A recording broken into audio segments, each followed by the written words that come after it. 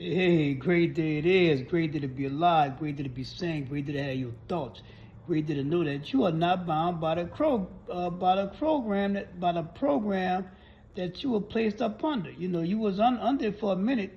We are looking at June 11, 2026, roughly 10:23 p.m. on the time clock, and it feels great to be able to think.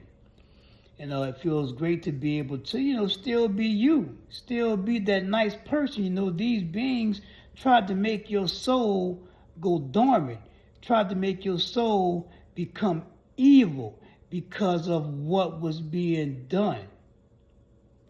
And what they have been shown is who you really are. They have been shown who you really are.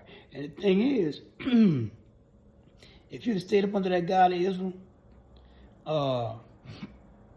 not sure what would have happened, because you would have been bound by that construct. And what we have uncovered under this God of Israel, that it's a straight killer. It's a manipulator. It kills its own people. We hear that it served its son up, in the New Testament, but we read this thing over for our discernment. So we hadn't got to that point yet.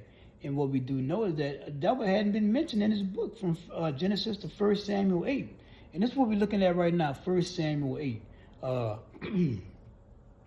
And you'll see that from 1 Samuel 8, maybe 1 through like 18. This you can kind of read and see it for yourself.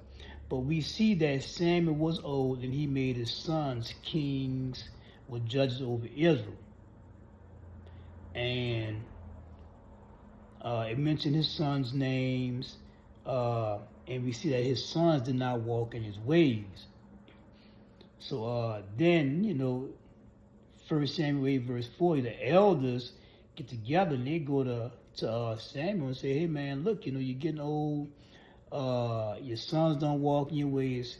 Can you give us a king?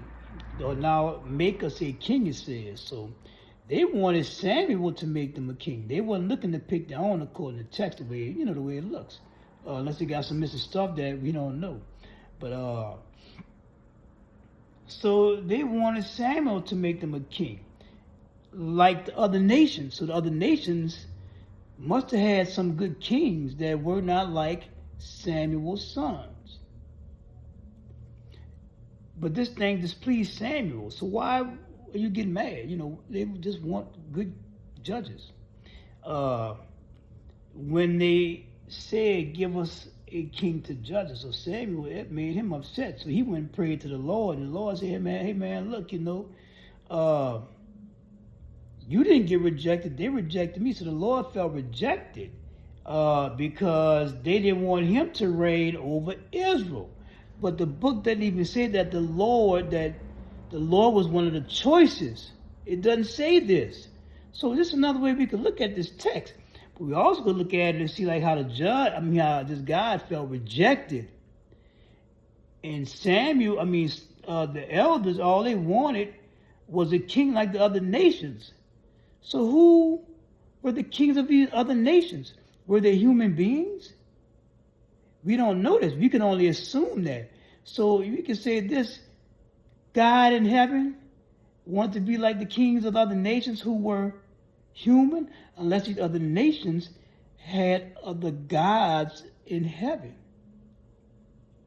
And obviously what's being said, these other gods or these other kings and nations were of good stature, because the elders wanted that type of king, not like those Samuel's sons. So once again, when you read this stuff, you can ask questions on it, you can think on it. Pass it on.